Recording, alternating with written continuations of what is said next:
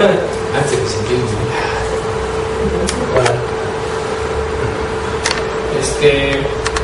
Estábamos en Hebreos 10:14, aquí pensando.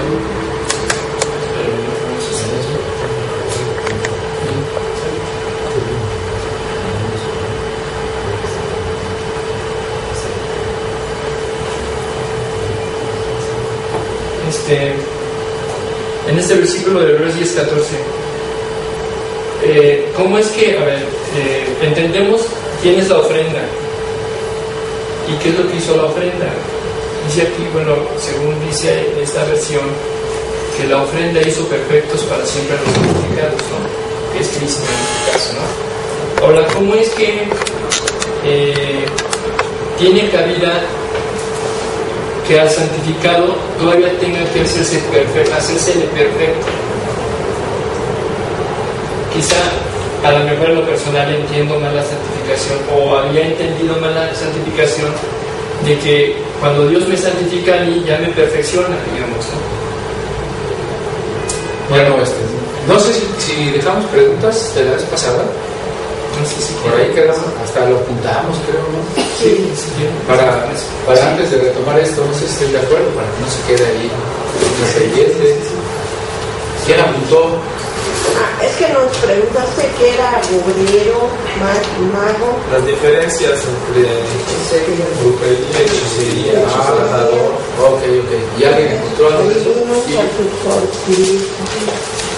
Pero había quedado pendiente la definición de santidad. Sí, pero ahorita las preguntas que quedaron. Estábamos con el concepto de si un ser humano por medios mágicos o sobrenaturales podría dañar a otro ser humano, que es como en parte la noción que se tiene de la brujería. Esa es la noción que se tiene. Entonces, como no era muy claro, pues mejor buscamos las definiciones, ¿no? De qué era brujería. Porque acuérdense que estamos antes de pasar a santificación, que también es súper interesante, ya vieron, ya nos empezaron a surgir dudas, ¿no? Sí. Pero estábamos en Gálatas 6:13, algo así. Sí.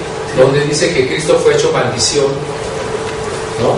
Porque maldito el que sea colgado en un madero, para que nosotros seamos hechos bendición.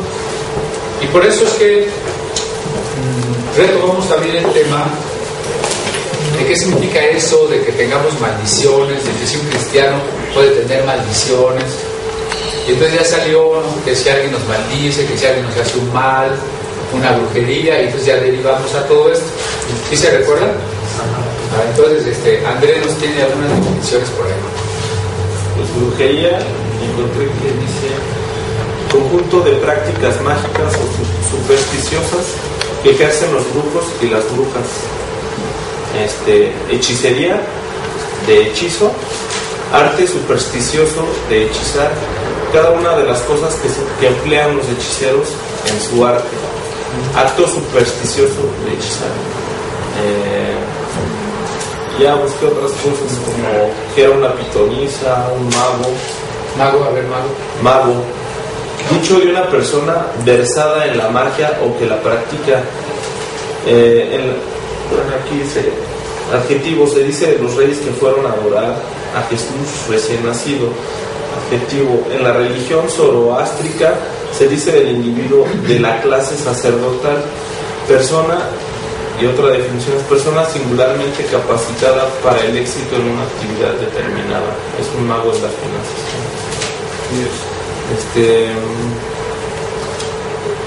También busqué que es encantador, nigromante, nigromancia. Encantador, está muy bien. Encantador. Bueno, o de la que tengan duda, ¿no? Pitoniza, ya sabemos. Ajá. ¿Sí? Dice encantador, que encanta o hace encantamientos, que hace muy viva y grata impresión en el alma o en los sentidos. Nigromante, persona que ejerce la nigromancia. Nigromancia es práctica supersticiosa que pretende adivinar el futuro invocando a los muertos. Coloquial, magia negra o diabólica. Dice hechicero, que practica la hechicería, que por su hermosura, gracias o buenas prendas atrae y cautiva la voluntad y cariño de las gentes. Bueno, ese tumbaburros no nos ayuda mucho, ¿verdad? Pues es desde la Real Academia Española. Claro, pero dice brujo, brujería, aparte que practican los brujos, ¿no? Seguro que sí, pero Practican la brujería. Tratemos de retomar un poco. Mago primero, ¿no? Mago, como dice allí, tiene razón, era el nombre de los sacerdotes persas del zoroastrismo. Por eso cuando van a buscar a Jesús, ¿no? Le dicen unos magos del Oriente. Luego la palabra se va extendiendo para simbolizar también a las personas que aparentemente saben secretos que los demás no saben, ¿no? Una especie de iniciado. Y los secretos también, por asociación, nos permiten ciertos poderes. Es cierto que la información es poder, ¿no? Pero en esta idea, el mago sabe secretos y esos secretos le permiten ciertos poderes. Es especialmente un hombre sabio.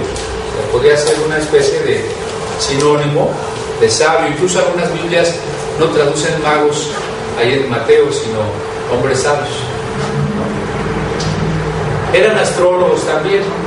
Pensaban que estudiando las estrellas se podía conocer, pues, los destinos del hombre. La brujería es un poquito diferente. La brujería es la idea de que podemos manejar los poderes de la naturaleza y de los espíritus. Están muy relacionados porque los brujos no ven la naturaleza desde una perspectiva científica, o sea, no son los poderes como conocer ciertas leyes de la física, ¿no? Sino es como si la naturaleza a su vez está movida por espíritus, por los duendes, por las hadas, por las ninfas. Bueno, ahora están de moda muchos seres de este tipo, ¿no? No sé, elfos y ¿qué más? Gnomos, pero hay otros trolls y cosas así, ¿no? Entonces ellos consideran que la naturaleza y las cosas suceden porque poderes y personas espirituales manejan todo. Entonces el brujo pretende tener el poder para dominar a esas fuerzas a través de fórmulas mágicas, palabras mágicas, a través de objetos, de brebajes, encantamientos. Encantamiento o hechizo es dominar la voluntad de otra persona. Y hay magia blanca, que se supone que es usar esos poderes sin la intención de dañar a alguien. Y magia negra, que abiertamente puede usar esos poderes para lastimar, para matar. Y esos poderes se van adquiriendo, ¿no? En la medida en que yo ofrezco, por ejemplo, sacrificios. Ahí, a diferencia del mago, el brujo tiene que ofrecer algo a cambio. A veces un sacrificio de una gallina. Pero si quieres más poder o tienes un problema más grande, entonces un chivo. Si se requiere ya algo complicadísimo, pues un niño o una doncella, ¿no?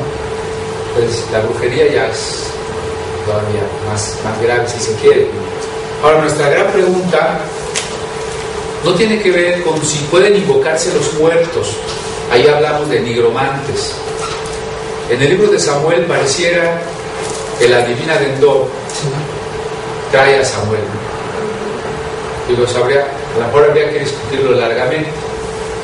Pero lo que se lee en el pasaje, sin que intentemos nosotros acomodar o interpretar algo que al menos en ese pasaje no dice, pareciera que fuera factible invocar muertos, que es factible adivinar, porque Pablo echa fuera un demonio de una adivina allá en la ciudad de Filipos, ¿no? Entonces no nos estamos preguntando si una persona puede estar endemoniada. Si una persona puede adivinar por los demonios, sí. las personas practican consultas a los muertos, pues sí, aunque está por discutirse más a fondo. Pero lo que estamos preguntándonos es si de veras hay personas que compren o adquieran, como ya dije, por sacrificios, por compromisos, poderes sobre seres invisibles, ¿verdad?, para manejar a la naturaleza, para manejar a las personas, para hacerles mal a distancia. Y de eso no tenemos ninguna prueba, ni científica, ni bíblica.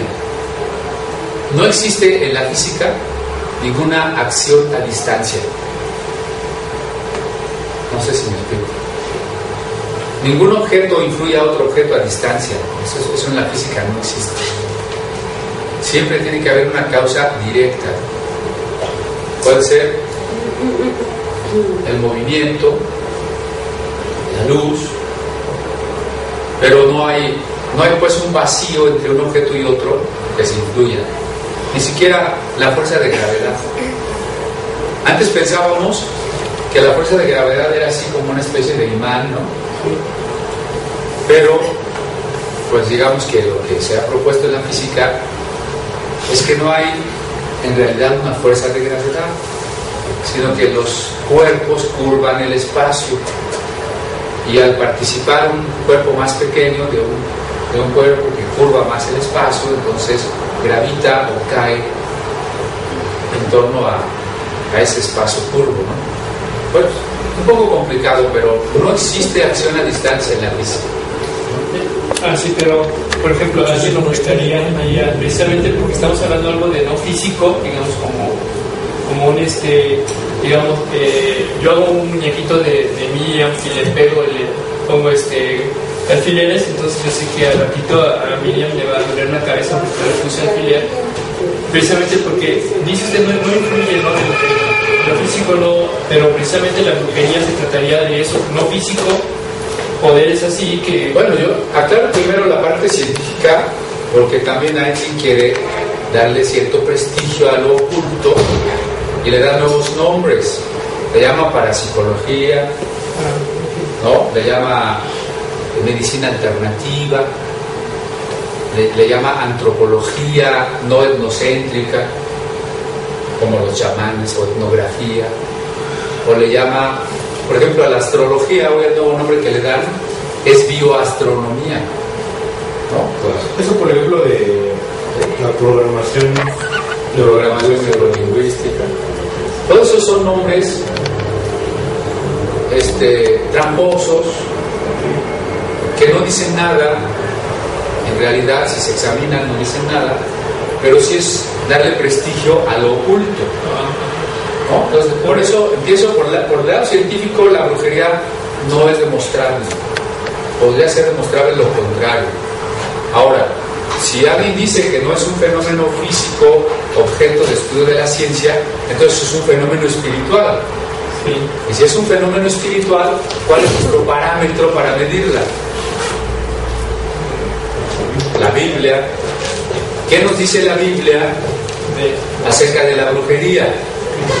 Sí dice claramente, Deuteronomio, Levítico, no dejarás que viva el que invoca a los muertos, la hechicera, el adivino, etc. Hay que matarlos. Pues menciona ahí. Había que matarlos cuando el pueblo era un pueblo físico, gobernado desde una teocracia de manifestación física. No, ahora no somos un pueblo principalmente físico, somos un pueblo espiritual. Y no estamos gobernados desde una teocracia, sino pertenecemos a diferentes países o estados, con sus propios gobiernos, sus propias leyes, ¿no? Pues tampoco las vamos a matar, porque además, bueno, tenemos antes que la pena de muerte, que es un deber del Estado. Nosotros tenemos otra opción: hablarle a la gente de Cristo, a ver si encuentra el arrepentimiento, el perdón, la salvación.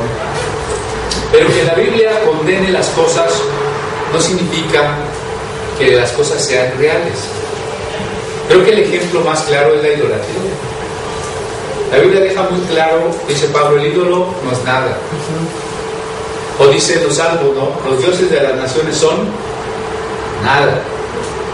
No hay Dios fuera de ti, dice Isaías, ¿no? Y luego Jeremías, como Isaías, como hasta el libro de Baruch, el libro de sabiduría, se burlan de los ídolos. Algunos salmos se burlan de los ídolos, porque tienen ojos y no ven, oídos y no oyen, ¿verdad? Hoy ahí en la fondita donde comemos estaba un niño de Atocha, una cosa así, con su comidita ahí, ¿no? Los santos no comen, las imágenes no comen, ¿sí? Pero la gente les pone comida y con la creencia de que sí se alimentan, de que se agradan. Y el libro de Daniel, en una de sus partes deuterocanónicas, es la historia del dios Bel. Daniel demuestra que lo que la gente creía que se comía ese ídolo, no se lo comía, ¿verdad? Entonces, la Biblia deja muy claro que los ídolos son objetos de piedra inanimados, hechos de la misma madera con la que también en otra parte de esa madera hice mi guisado, alimenté mi fogata. No sé si me explico. Sí. Entonces el ídolo no es nada, pero está prohibida la idolatría, ¿o no? Y no porque el ídolo sea algo, sino porque yo me estoy esclavizando a una mentira. Es diferente, ¿no? Aquí el riesgo, el gran problema es que yo me estoy esclavizando a una mentira. Pero vamos al caso de la astrología. La Biblia prohíbe esta cuestión de consultar las estrellas, ¿no? Y sobre todo considerar que las estrellas son dioses o poderes. Los antiguos creían que las estrellas estaban en distintas esferas y que cada estrella tenía sus poderes. Por eso Pablo dice que no hay poderes principados, potestades que nos puedan apartar del amor de Cristo. Eso no tiene ningún poder. Y volviendo al punto, ¿qué poder tendrían las estrellas sobre nosotros? Ninguno, ¿por qué? Porque en primer lugar están tan lejos que donde nosotros las vemos hace miles de años que no están allí, para empezar, ¿no? Y están a millones de kilómetros de nosotros. Y aún así hay gente que dice, es que igual que las mareas son provocadas por la luna, nos puede influir las estrellas. Y ya vimos que no. Les acabo de explicar que la fuerza de las mareas tiene que ver con la gravedad, pero que la gravedad no es una energía, sino la curvatura del espacio-tiempo. Entonces, mucho menos tiene que ver con que nos influya en nuestra voluntad, en nuestro carácter. Por si eso fuera poco, Cristo nos ha hecho libres, ¿no? Y Él es nuestro Señor. Porque eso lo estamos viendo, que Cristo nos ha redimido. No podemos volvernos a ser esclavos, dirá Pablo en Romanos 6. Si yo estoy redimido, ¿por qué me voy a volver a ser esclavo de los ídolos? O de la astrología, o de las creencias en la brujería. Si la Biblia los condena, no es porque primero los apruebe diciendo que son verdaderos, sino porque son las ilusiones de los que no son creyentes. Son las supersticiones, las falsedades de los que no conocen la verdad.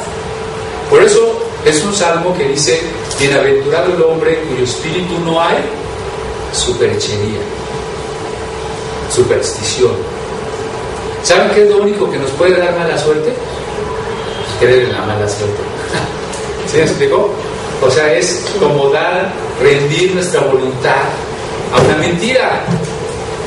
Si lo que dice el que escribe el horóscopo es una tontería y realmente no tiene ningún poder y no funciona, pero yo lo leo y lo creo, entonces yo ya me esclavicé. Aunque eso sea una mentira, yo ya me esclavicé. ¿Sí? Es como un poco el pecado, ¿no? El pecado siempre es un espejismo, porque yo creo que voy a alcanzar la felicidad a través de ese pecado, y cuando lo cometo me doy cuenta que llevo la penitencia en el pecado y que no había ninguna felicidad, ¿no? Es un espejismo. Entonces, ese es el diablo, es padre de mentira. Si yo digo que la brujería es verdad, entonces ¿dónde está la mentira del diablo? El diablo es padre de mentira, las cosas que él nos propone son mentiras, ¿no? Hay que descubrir en qué consisten esos engaños. A ver, André, ¿iba a decir algo? Sí, por ejemplo, menciona que cuando dice de los ídolos que son, o sea, literalmente que tienen ojos y no ven, oídos y no escuchan, pero hay otra parte donde dice también que son guarida de demonios, entonces eso también es literal. ¿Dónde dice guarida de demonios? No, hay un demonio. Claro. Guarida de demonios sí dice, pero en Apocalipsis, refiriéndose a Babilonia, a la falsa religión. La falsa religión es una guarida de demonios. Lo que dice Pablo no es que detrás de cada ídolo haya un demonio, no, tampoco dice esa frase. Dice, lo que los gentiles sacrifican, lo sacrifican a los demonios. En otras palabras, las creencias falsas representan un estar en comunión con lo demoníaco. ¿Sí? Porque dice, muchos apostatarán de la fe escuchando espíritus de error y doctrinas de demonios. Lo que es demoníaco precisamente son esas creencias que el diablo nos sugiere, y cuando nosotros las aceptamos y participamos de sus mentiras, estamos en comunión con los demonios. Lo dice Corintios 10 hablando de la cena del Señor. Y no pueden ustedes, dice, tomar la cena del Señor y participar de la mesa de los demonios. ¿Cómo van a tener comunión con el Señor y comunión con los demonios? ¿Sí? El problema no es que el objeto en sí se vuelva un objeto demoníaco, que el objeto en sí adquiera un poder. Eso no existe. Volvemos al punto. Lo que hay que entender es el mecanismo de influencia satánica. El mecanismo de influencia satánica es la mente. Si algo no me afecta en la mente, no me afecta en tanto que objeto. Vamos a suponer que aquí Fabi tuviera una estatua de Tlaloc, ¿no? Porque le gusta mucho lo mexicano. Un hermano legalista diría, Fabi, es un demonio, tienes muchos problemas en tu casa porque ahí tienes un demonio, tenemos que quemarlo, tenemos que romperlo, tienes que sacarlo de tu casa, tenemos que orar para liberarte. Eso diría un hermano legalista, ¿no? Nosotros tenemos que entender que no funciona así. Si yo tengo una estatua de Tlaloc o de quien ustedes quieran, como una obra de arte, como un objeto histórico, no representa ningún problema. El problema es si yo creyera en ese objeto, si yo le pidiera, si yo pensara que me va a ayudar dándome buena suerte, ¿verdad? Diferente si tiene un Buda panzón porque cree que le va a dar buena suerte. Ahí sí. Y no es que ese Buda tiene un demonio, sino que yo estoy cediendo a engaños demoníacos. No es el objeto, es la influencia en la mente. ¿Sí o no? Ustedes pueden llegar a comer a un restaurante chino y está lleno de amuletos. Coman tranquilamente, no pasa nada. No crean ustedes que cada cosa que está ahí es un demonio, ¿no? ¿Ustedes no creen en esos amuletos chinos o sí? Pues no, me gusta la comida china. De hecho, tenerle miedo sería atribuir poder, ¿no? Pues sí, es igual de supersticioso que los tienen, ¿no? Cuando me toca dar alguna plática en una parroquia, pues normalmente estoy hablando y detrás de mí hay un cuadro de la Virgen de Guadalupe, ¿no? Si yo creyera que es un demonio, pues no sé qué haría, ¿verdad? No, eso no tiene ningún valor, ¿no? Entonces, el punto es ese. ¿Cómo es la influencia del diablo en mi mente? Porque hay hermanos nosotros que tenemos colección de Biblias, ¿no? Hay Biblias católicas que traen imágenes de santos, de la Biblia.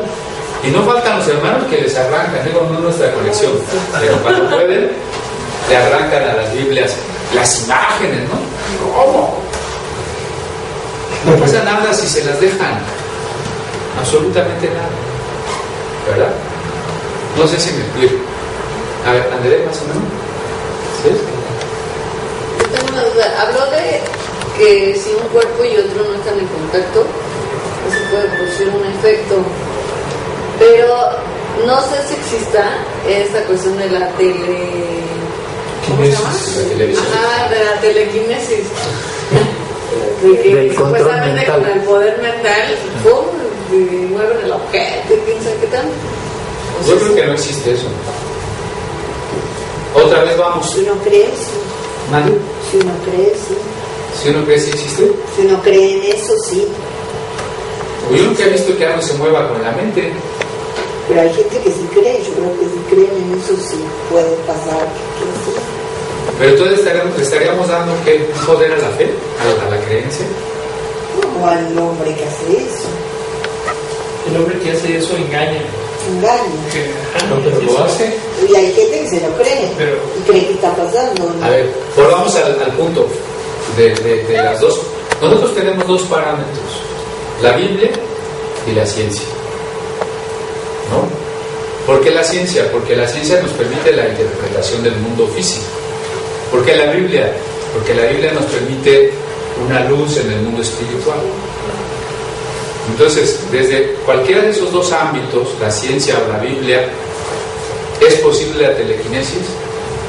Pues no. Desde esos dos ámbitos no lo es. Desde su experiencia, ustedes lo han hecho, lo han visto, el esconso, el 100%. Es poco, ¿no?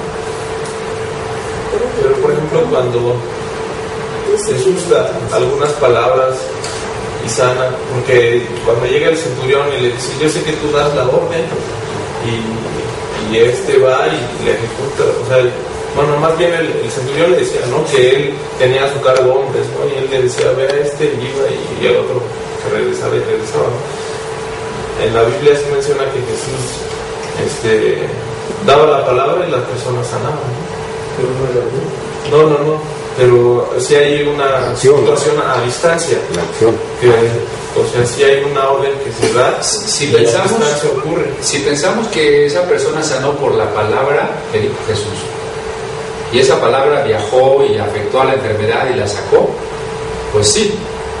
Pero ahí nos estamos imaginando a las palabras y a las enfermedades como sustancias. Y ese no es el caso. Poder, fuerza. Hay que pensar, otra vez, hay que pensar en Cristo. Cristo es perfectamente humano, ¿o no? Sí. Si no vemos que la encarnación del Hijo de Dios es someterse a las condiciones de perfecta humanidad, no estaríamos entendiendo el Evangelio, ¿no? Pues, sometido a las condiciones de perfecta humanidad, cuando Jesús hace un milagro, ¿por qué lo hace? Para el Espíritu Santo. Porque en primer lugar el Espíritu le está indicando que lo haga, ¿no? Y en segundo lugar, lo que él hace es creer, y por cuanto él cree, el Espíritu Santo actúa. Aunque sea a distancia. Pero ¿cuál distancia? Si el Espíritu Santo es omnipresente. Es Dios. O sea, no es Jesús humano el que envía una especie de energía para sanar a aquella persona. Es un Jesús humano que cree en una palabra del Padre, y es el Padre el que hace el milagro. ¿Qué poder tenemos los humanos para hacer milagros? Ninguno. Eso es importantísimo.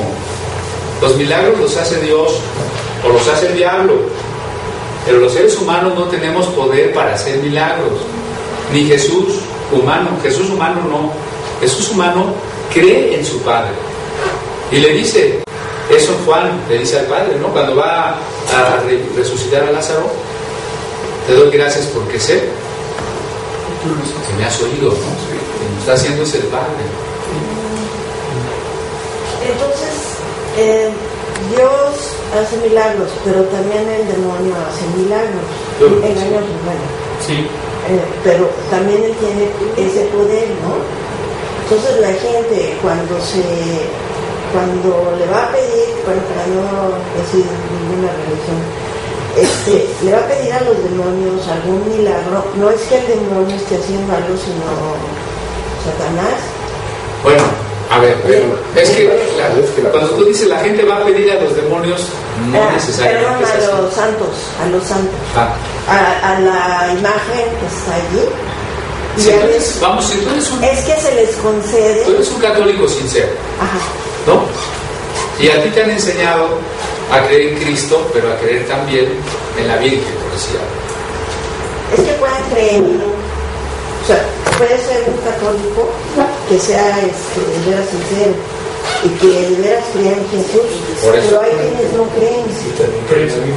Pero creen en la Virgen. Entonces, cuando tú vas a pedirle algo a la Virgen, tu conciencia, tu intención es pedírselo a los demonios. No.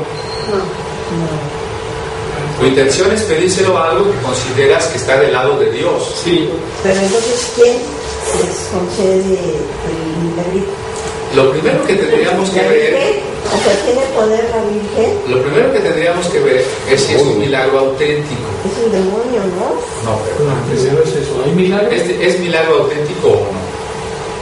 Porque en todas las religiones, por decirlo así, suceden disque milagros. Compren ustedes cualquier periódico populachero y siempre las últimas hojas están llenas de anuncios de brujos, santeros, Doctor Suárez. exactamente, de amuletos, y todos, o la mayoría, ponen testimonios. O de ¿no? curaciones también. Ponen testimonios. Yo me curé, encontré trabajo, tengo dinero, pare de sufrir. Entonces, a lo primero que nos vamos a encontrar es que no hay milagros en la mayor parte de los casos. Hay sugestiones, coincidencias, mentiras, Superstición.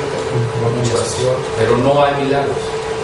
Pero sí llega a ser el demonio algún milagro. Bueno, algo sobrenatural también, ¿no? Primero pensamos que la mayoría no son milagros. ¿Cuánta gente de pare de sufrir que dice Sí. que ya tiene dinero, ya tiene salud? ¿Cuántas creen que sí es verdad? 3. Si es verdad todo lo que dicen, pues vámonos para allá, no sé qué estamos haciendo aquí, ¿verdad? No sé. Algunos son paleros, ¿no? No necesariamente son paleros. Nosotros estamos dispuestos a suponer un milagro, cualquier cosa. ¿Sí? O sea, ya se te hace bien tarde, Diosito, pasa rápido el camión, y pasa, casualmente pasa. Dios me lo mandó rápido. Así somos, ¿no? Estoy enfermo, voy al médico y me curo entre los medicamentos y la capacidad que tiene el cuerpo de autorrecuperarse, que se llama la homeostasis. Me alivio y digo, Dios me sanó, ¿verdad? Y así, o sea, y a veces a imaginar, ¿no? Yo estuve en la conversión de una que hoy se dice profetisa y anda por allá haciendo cada brujería. Y ella, cuando cuenta cómo fue, yo digo, es que así no fue, ¿no? Así, ella quería quemar sus libros de brujería y sus imágenes de santería. Hicimos una fogatita en el jardín, entonces ella empieza a contar que no se quería quemar y que un gran viento estaba apagando el fuego. No es cierto, ¿no? Y así, o sea, la gente imagina, le aumenta, interpreta las coincidencias, se deja sugestionar. Entonces, el 98-99% de los milagros no son milagros. Esa es la primera cosa. ¿Sí? En lugares como la basílica, pues está repleto de lo que se llaman los exvotos. Piernitas, manitas, símbolos del milagro concedido. Bueno, pues 99% de eso es mentira, ¿no? O sea, en esas cosas que la Biblia nos dice, hay que ser escépticos, muy escépticos, ¿no? Porque uno de los grandes defectos de nosotros los cristianos es ser ingenuos, ¿no? Ingenuos. Ya en el siglo II había un filósofo anticristiano que se llamaba Celso, y él se burlaba de la ingenuidad de los cristianos, y tienen razón, ¿verdad? Entonces, no confundamos la fe con la ingenuidad. La fe es la decisión de entregarme a Dios conforme a lo que su palabra dice. Y la ingenuidad es creer de todo, sin ponerlo en duda, sin criticarlo. ¿Sí? Y a veces dentro de la misma iglesia yo tengo que aceptar lo que dice el apóstol, lo que dice el predicador, lo que dice el sanador, porque pues qué tal si estoy siendo incrédulo. No, man, tú tienes la obligación de comprobar con la palabra de Dios la doctrina, la enseñanza. Eso no significa que seas incrédulo, al contrario, significa que guardas la fe. Como dice Judas, ¿no? Contender por la fe una vez dada a los santos. Y si yo soy ingenuo, estoy descuidando la fe, estoy permitiendo que se le degenere, que se le contamine. La ingenuidad no me ayuda a defender la fe. ¿Sí? La fe tiene que ser algo bien pensado, bien consciente, porque tiene su base en la palabra de Dios. Si no, no es fe. Y la creencia, la ingenuidad, la superstición, eso es otra cosa de la que a veces nos dejamos arrastrar, sin base ni bíblica ni científica, como decía yo hace rato, ¿no? Entonces, si hay milagros en esos ámbitos que Martita nos ejemplifica, sería un mínimo, ¿no? Pero no son por el demonio. Podría ser que no. En Santiago dice: toda buena dádiva y todo perfecto viene de lo alto. Alguien llegó pidiendo salud a la Virgen y a lo mejor Dios tuvo compasión de esa persona y le dio la salud. Porque Dios es un legalista que dice: tú crees en la Virgen, te mueres, ¿no? Dios puede tener compasión a pesar del error de la gente. Lo vemos en la Biblia, amigo. En el libro del Éxodo, Dios los acaba de liberar de Egipto, de redimir. Ese es nuestro tema, ¿no? La redención. Los acaba de redimir. Apenas llegaron al monte Sinaí, Moisés subió 40 días y la gente dice: no, pues ese Moisés ya no va a regresar. A ver, Aarón, haznos dioses que vayan delante de nosotros, dioses que nos guíen, ¿no? Y entonces Aarón dice: pues tráiganme todos los aretes que tengan. Y ya hace a martillo un becerro y lo mete al fuego y ya lo perfecciona. Y empiezan el culto con las danzas, dice, la música, la comida, ¿no? Las orgías. Eso era parte de los cultos antiguos de la fertilidad, ¿no? Y la frase... ¿Los hebreos practicaban eso también? No. Claro, porque los hebreos están influidos de las religiones de sus vecinos. Por eso dice, fíjense la frase que dicen los hebreos. Y dice Aarón, este es Jehová, refiriéndose al becerro. Este es Jehová, que te sacó de tierra de Egipto. Entonces diríamos, ¿el milagro de salir de Egipto era de Dios o del diablo? De Dios. Sin embargo, ellos se lo estaban atribuyendo ¿a quién? Al becerro. A un ídolo, ¿no? A un engaño. O sea, nosotros podemos estar engañados, pero Dios puede tener misericordia de nosotros. Sí. Porque, pero claro, dice, todo don perfecto, ¿no? Porque puede haber milagros que no tienen nada que ver con la edificación del hombre. Cosas sobrenaturales, sí, pero que no edifican, sino que verdaderamente solo engañan. Acuérdense de Elimas, el encantador, el propio Simón el mago, los Janes y Jambres, ¿no? En Egipto. Todos ellos no sanaron gente, ¿no? No hicieron misericordia, pues hicieron cosas portentosas, señales, ¿sí? O sea, yo creo que sí puede haber milagros satánicos, porque dice del anticristo que hará caer fuego del cielo, ¿no? Hará caer fuego del cielo. Pero sí el Nuevo Testamento habla de los engaños de Simón y de Elimas y del anticristo. El Nuevo Testamento nunca habla de sanidades diabólicas, ¿o sí? Miren, este mundo de las cosas invisibles, espirituales, de las religiones, precisamente porque no puede verse, es como un mundo oscuro para nosotros, ¿no? Y la Biblia dice que ella es una antorcha. Entonces por eso tenemos que recurrir a la Biblia y seguirnos a ella y decir, ¿dónde está esto que yo estoy creyendo o esto que yo estoy diciendo? Que alguien dice, es que el diablo también sana. Dame un texto. Oye, y hay un texto que dice que él no está sino para matar, destruir, robar, ¿no? Tendremos en el Antiguo Nuevo un ejemplo de que el diablo sanó a alguien. La gente piensa que si van a ver a un brujo, pues lo sanó el diablo, ¿no? Pero en realidad esa sanidad, entonces, ¿quién es? Si es sanidad, es de Dios, nada más que se lo atribuyen a Si en uno de 1000 casos o 10,000 casos alguien sanó, milagrosamente, ya vimos que la mayoría no son milagros. Tendría que ser Dios. Tendría que ser. O a menos que ustedes me demostraran un verso donde el diablo sana. No. Si me demuestran eso, pues ya yo me callo. Es más, renuncio.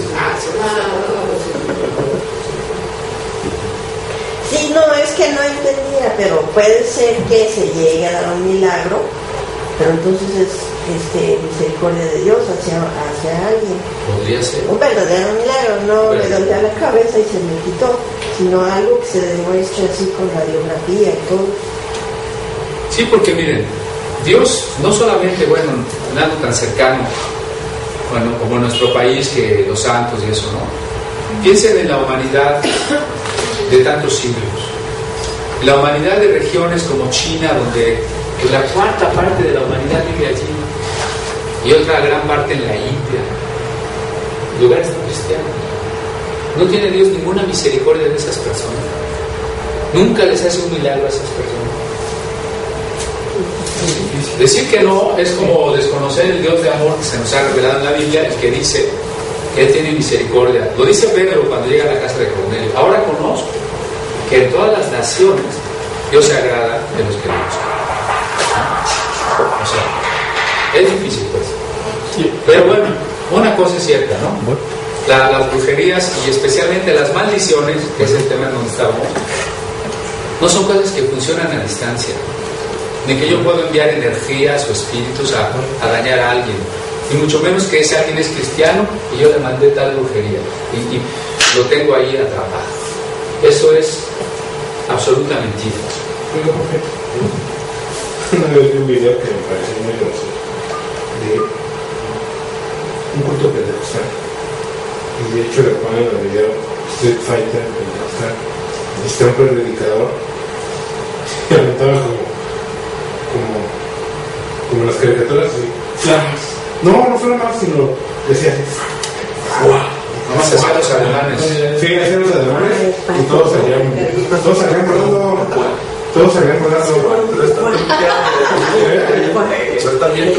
Su gestión. No. Hay la influencia en la mente.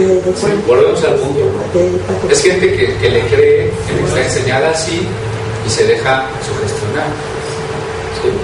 Si nosotros estuviéramos enseñados a que al poner las manos se deben de caer al piso, pues ahorita hacíamos tiradero. No. Claro. Sí.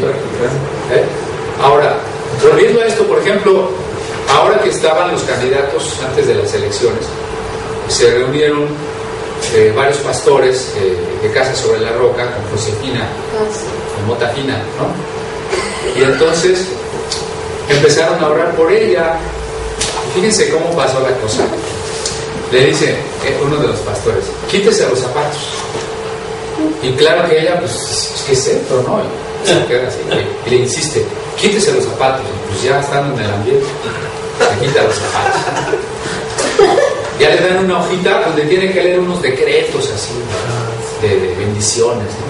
Y luego ya empiezan a orar por ella para quitarle toda brujería. Y es vergonzoso porque el periódico Reforma, ese es el encabezado que puso, ¿no? Quitan toda brujería de Josefina. Y ya que terminan de orar por ella, le dicen, ahora pónganse el calzado de la paz, ¿no?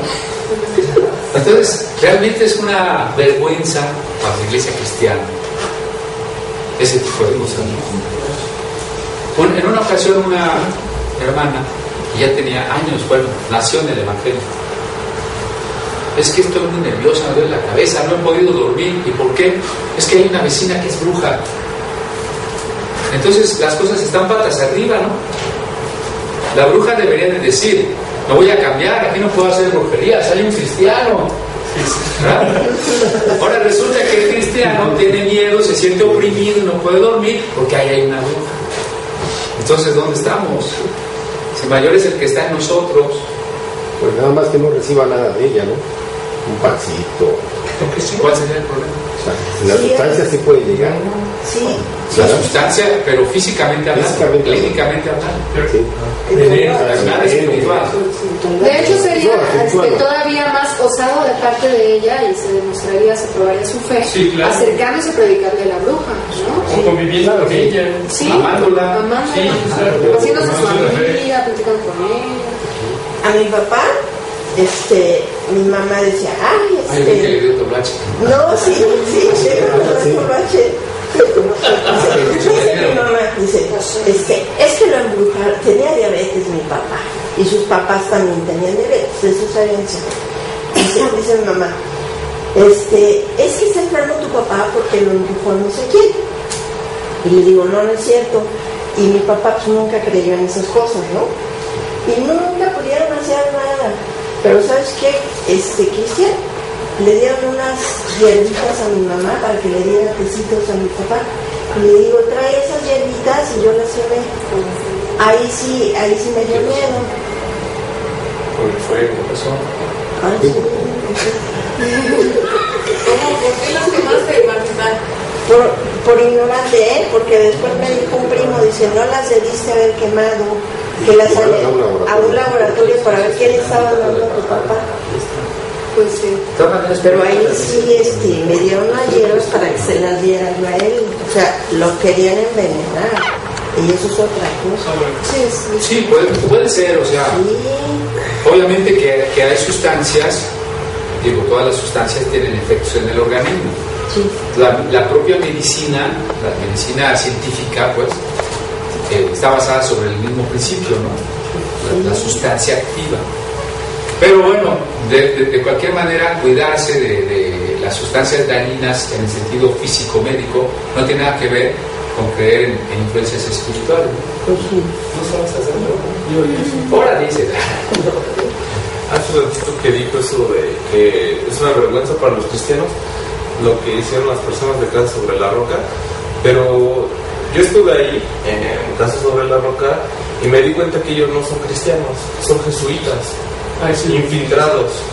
Ahora, si creemos que los católicos son cristianos, pues entonces sí son cristianos. No hay católicos cristianos, pero son jesuitas, infiltrados como cristianos. Pero lo que yo le decía a Rey cuando me lo dijo es que ellos hablan a nombre del pueblo cristiano. O sea, ellos se presentan. Porque hay que entender cuál es el fin de los jesuitas. El fin de los jesuitas es infiltrarse y dividir a los cristianos y destruirlos también. Ese es el fin último de los jesuitas. Para eso están adiestrados. para eso fueron creados. Sí, es un ejército. Sí. Sí, yo creo que algo importante también de ser cristiano es, además de ser muy maduro y no ser ingenuo con lo que pasa, como ser también muy humilde, porque he recibido, por ejemplo, testimonio de gente que no es cristiana. Mucha gente a mi alrededor no es cristiana, además en la carrera en la que estudié. Entonces uno de mis maestros me decía que un testigo de Jehová le quiso predicar y que a él le molestó mucho porque se sentía muy acosado, porque lo iba a buscar todos los días, estaba diciendo, dice, un día me tenía tan harto que dije, bueno, órale, pues pase, ¿no? Y dije, pues qué padre. Yo ahí como que me brillaban los ojos y dije, a lo mejor por ahí ya le llegó el mensaje a mi maestro. Pero no, porque el señor que le predicó, cuando a mi maestro le surgieron dudas de la autenticidad de la Biblia, de qué tan confiable puede ser el texto bíblico, el señor no le supo responder y en vez de decir, la verdad no sé, le inventó una respuesta. Y por supuesto que él no cayó en ese juego. Le dijo, ¿y en qué idioma fue escrito la Biblia originalmente? En sánscrito. Dice, y de ahí lo tradujeron al español. Y dice, sí. ¿Y cómo sabe usted que lo tradujeron bien?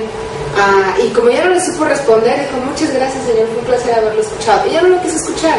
Entonces es como que decir, muchas veces la gente cuando quiere escuchar de Dios o le llegue la curiosidad por saber de Dios, nos va a hacer preguntas que quizá no vamos a poder responder. Pero ahí va a ser como sabernos poner un alto. La verdad, ¿sabes qué? Es que no sé. Y cuando es el Espíritu Santo es el que hace la tarea, no nosotros. El Espíritu Santo toca el corazón de la persona y la persona se abre y está dispuesta a aceptar a Dios, no tanto por lo que nosotros le dijimos, sino más por el Espíritu Santo. Y sobre todo, miren, si no estamos muy preparados, eso no es un obstáculo para predicar, ¿eh? Hay que predicar, pero como lo hizo Felipe. Cuando Felipe se encuentra con Jesús, va a buscar a Natanael y dice: hemos hallado al Mesías. Pero ¿cómo va a hacer algo bueno de Nazaret? Y le dice: ven y ve. O sea, mi invitación es: ven y ve. No sé contestar tales preguntas, pero ven. Pide a Cristo, ora a Cristo. A mí me cambió mi vida. Después yo voy a seguir estudiando y te voy a poder explicar lo que quieras. Pero hoy lo que te puedo es garantizar, testificar que Él me cambió. O como dice el ciego cuando los fariseos lo acosaban, ¿no? ¿Ese que te sanó es pecador o no es pecador? Yo no sé si sea pecador. Yo sé una cosa: yo estaba ciego y ahora veo. Ese es el testimonio, ¿no? Bueno, yo tenía una pregunta por el sesgo que tomó las intervenciones, que quiere entrar a tocar el tema, pero sí es cómo me he de relacionar con personas que practican esto. ¿Sí? Esa es una parte. Y la otra, de lo dicho, bueno, de lo que hemos vivido y nuestro trasfondo cultural, tenemos la idea de que quienes practican esto son gente muy ignorante, inculta, que no tiene educación, pero yo he encontrado que hay personas que tienen formación de maestrías, ¿sí? Y que han estudiado de alguna manera hasta ciencia, porque son médicos, y participan.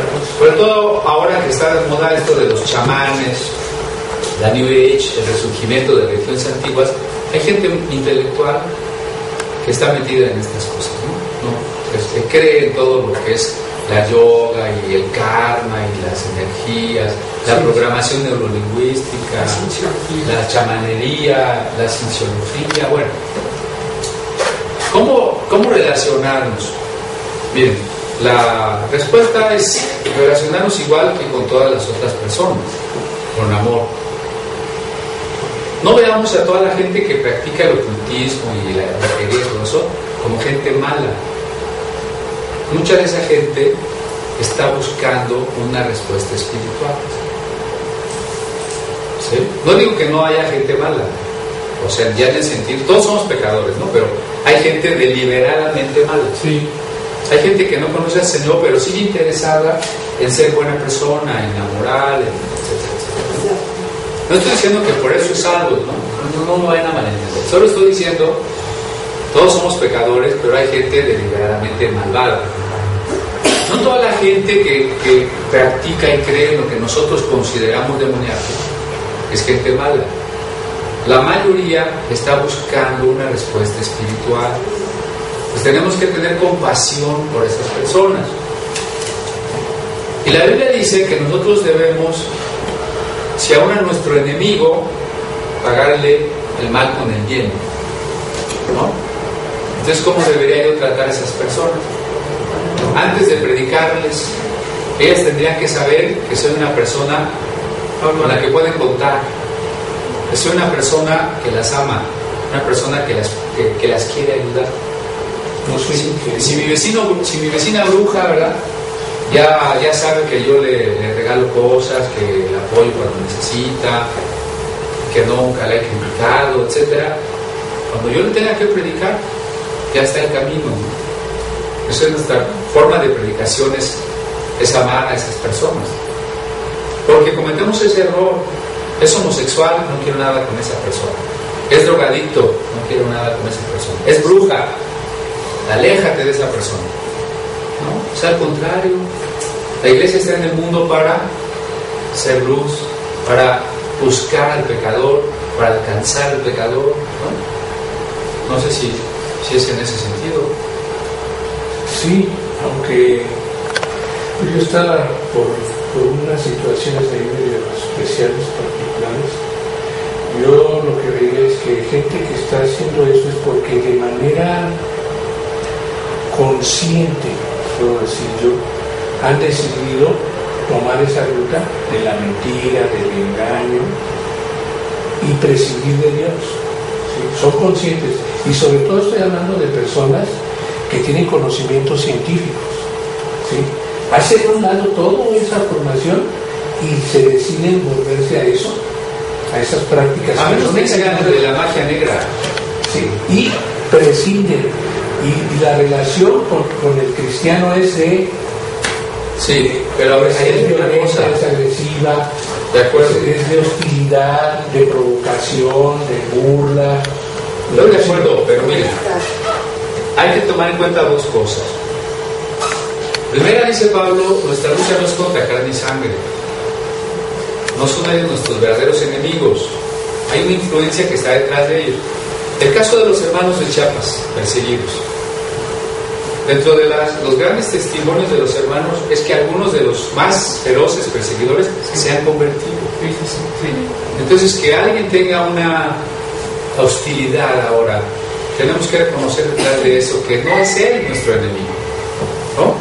Y la segunda cosa, mucha gente sí está peleada con Dios, entre comillas, porque no alcanza a distinguir a Dios de la iglesia, del clero, de la institución, ¿no? Para la gente es lo mismo Dios que la iglesia católica, sobre todo. Para la gente es lo mismo esta superstición también católica de estar en contra de todo lo sexual como pecaminoso, como para que especialmente la parte de la brujería se vaya al otro extremo, ¿no? A la parte de la orgía. Ahora, ¿por qué me voy a la parte de la orgía? Es una especie de protesta, una exacerbación contraproducente, pues, de la prohibición de lo sexual. No sé si me estoy explicando. O sea, mucha gente puede estar en contra de Dios, pero no del Dios verdadero. Es como les he dicho en otras ocasiones, el ateo que cree que Dios es un viejito arriba de una nube y por eso es ateo. ¿Realmente es ateo? No. Está en contra de una concepción ingenua de Dios. Sí. ¿No? Ese es el De hecho, problema. terminó, dice Denis de Rougeau, que terminó creyendo esa concepción ingenua para negarla. Para negarlo. Claro, está cometiendo un error lógico, un error filosófico y teológico, pero entendamos con quién es su pleito, ¿no? Contra las enseñanzas de una institución, Sí. contra esa institución. Y que en lo profundo está buscando Está a Dios buscando, verdadero, ¿no? puede estar buscando. Por eso ahí es donde nuestra palabra, nuestra predicación va a ser muy importante, pero esa predicación tiene que estar precedida por el amor, ¿no? Porque ahí es donde no me va a poder rebatir. Me podrá rebatir mis palabras, pero no la manera en que yo he sido con él. ¿Verdad? Bueno, nos comió el tiempo. Seguimos con Gálatas, ¿no? O de la maldición, todavía no acabamos. Tenemos ya regresar y concluir eso de la maldición, ¿no? Bueno, vamos a alabar al Señor con nuestra ofrenda, con